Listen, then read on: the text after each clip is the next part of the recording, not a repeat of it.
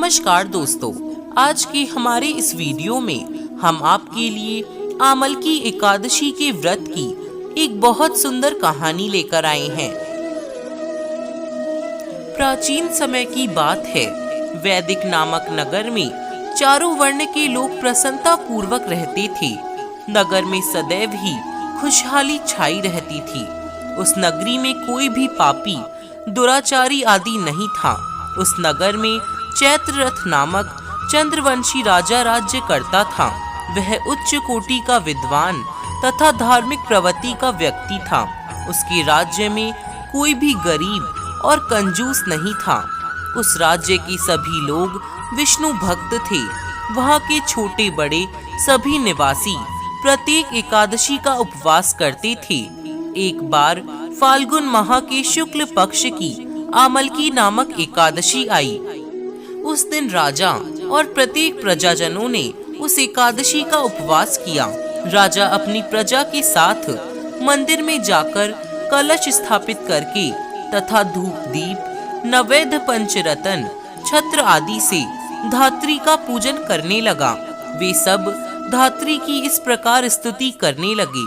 हे धात्री, आप ब्रह्म स्वरूपा है। आप ब्रह्मा जी द्वारा उत्पन्न हो और सभी पापों को नष्ट करने वाली हो। आपको नमस्कार है। आप मेरा अर्घ्य स्वीकार करें। आप श्री रामचंद्र जी के द्वारा सम्मानित है। मैं आपसे प्रार्थना करता हूँ, मेरे सभी पापों का हरण करो। उस मंदिर में रात को सभी ने जागरण किया। रात के समय उस जगह पर एक बहेलिया आया। वह महापापी था। अपने कुटुंब का पालन वह जीव हिंसा करके करता था। वह भूख प्यास से अत्यंत व्याकुल था। कुष्ठ भोजन पाने की इच्छा से वह मंदिर के एक कोने में बैठ गया। उस जगह पर बैठकर वह भगवान विष्णु की कथा तथा एकादशी महात्म्य सुनने लगा। इस प्रकार उस बहेलिये ने सारी रात अन्य लोगों के साथ जागरण कर व्यतीत की। प्रातःकाल सभी लोग अपने अपने निवास पर चले गए।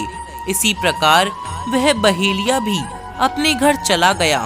वहां घर जाकर उसने भोजन किया। कुछ समय बीतने के पश्चात उस बहेलिये की मृत्यु हो गई।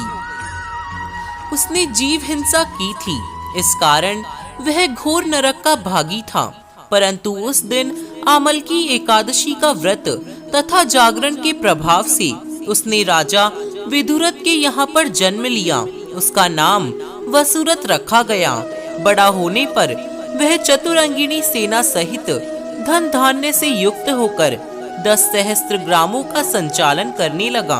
वह तेज से सूर्य के समान, कांति से चंद्रमा के समान, वीरता में भगवान विष्णु के समान तथा क्षमा में पृथ्वी के समान था। वह अत्यंत धार्मिक, सत्यवादी, कर्मवीर और विष्णु भक्त था। वह प्रजा का समान भाव से पालन करता था। दान देना उसका नित्य का कर्म था। एक बार राजा वसुरथ शिकार खेलने के लिए गए थे। दैव योग से वन में वह रास्ता भटक गया और दिशा का ज्ञान न होने के कारण उसी वन में एक वृक्ष के नीचे सो गया। कुछ समय के पश्चात पहाड़ी डाकू वहां आए और राजा को अकेला देखकर मारो मारो चिल्लाते हुए राजा वसुरथ की ओर दौड़े। वह डाकू कहने लगे कि इस दुष्ट राजा ने हमारे माता पिता, पुत्र पौत्र आदि समस्त संबंधियों को मारा है तथा देश से निकाल दिया। अब हमें इसे मारकर अपने अपमान का बदला लेना चाहिए। इतना कह वे डाकू उस राजा को मारने लगे। उस पर अस्त्र शस्त्र का प्रहार करने लगे। उन डाकुओं के अस्त्र शस्त्र राजा के शरीर पर लगते ही नष्ट हो जाते और राजा को पुष्पों के समान प्रतीत होते।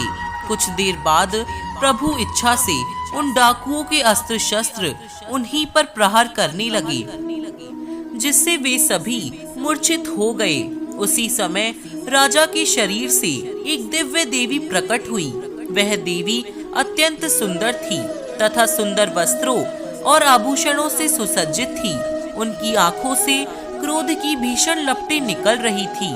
उस समय वह काल के समान प्रतीत होने लगी। उसने देखते ही देखते उन सभी डाकुओं का समूल नाश कर दिया। नींद से जागने पर राजा ने वहां अनेक डाकुओं को मृत पाया। वह सोचने लगा, किसने इन्हें मारा? इस वन में कौन मेरा हितैषी रहता है? राजा वसुरथ ऐसा विचार कर ही रहे थे कि तभी आकाशवाणी हुई। हे राजन, इस संसार में भगवान विष्णु के अतिरिक्त तेरी रक्षा कौन कर सकता है? इस आकाशवाणी को सुनकर राजा ने भगवान विष्णु का स्मरण कर उन्हें प्रणाम किया। फिर अपने नगर को वापस आ गया और सुखपूर्वक राज्य करने लगा। महर्षि वशिष्ठ ने कहा, हे राजन, यह सब आमल की एकादशी के व्रत का प्रभाव था। जो मनुष्य एक भी आमल की एकादशी का व्रत करता है वह प्रत्येक कार्य में सफल होता है और अंत में बैकुंठ धाम को प्राप्त होता है।